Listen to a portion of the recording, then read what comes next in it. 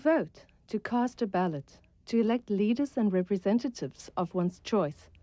It sounds simple enough, but behind the scenes, many processes take place before anyone puts an X on a ballot. To find out what some of them are, I decided to visit the South African consulate in New York. Valdemar Zastrow is the vice consul.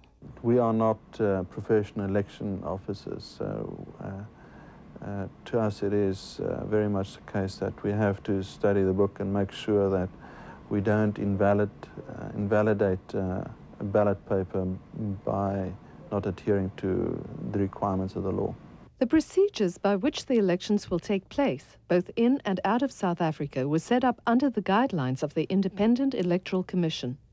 Outside of South Africa, the Department of Foreign Affairs oversees the election, a process which Foreign Service officials find adds excitement and headaches. This is our exposure to the exciting moments which we will go through for the next month or so.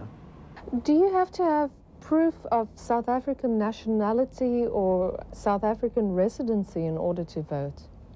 There is some identity proof that you have to prove, but former South African citizens can vote.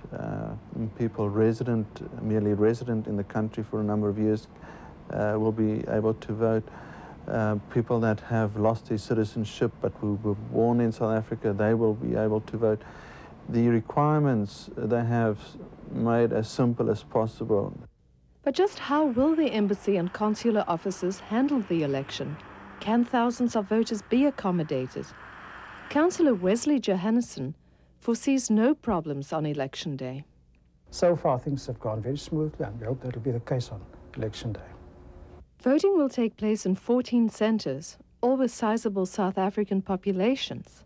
They are Washington, D.C., New York, Boston, Philadelphia, Raleigh, Atlanta, Miami, Chicago, Dallas, Houston, Phoenix, San Francisco, Los Angeles, and San Diego. To add another ingredient to the election stew, the United Nations will be the overseer of the election, making sure that a just and fair election takes place. Horatio Boneo is the director of the UN's Electoral Assistance Unit. Besides observing the upcoming elections in South Africa, his team will also keep an eye on the voting that will occur at the approximate 180 centres outside of South Africa. Well, essentially, the Independent Electoral Commission will produce some guidelines and some instructions and some regulation on how the vote, the counting and the transporting of the ballot should proceed. And the only thing that the money to do is observe that these regulations are fully applied. Boneo's teams have overseen elections in countries like Angola, Namibia and Haiti. How does he feel about the UN's role in elections? I don't think that international observers are a good thing. Sometimes are necessary because of, but let's say in a normal world they should not exist, and in the long run they should disappear.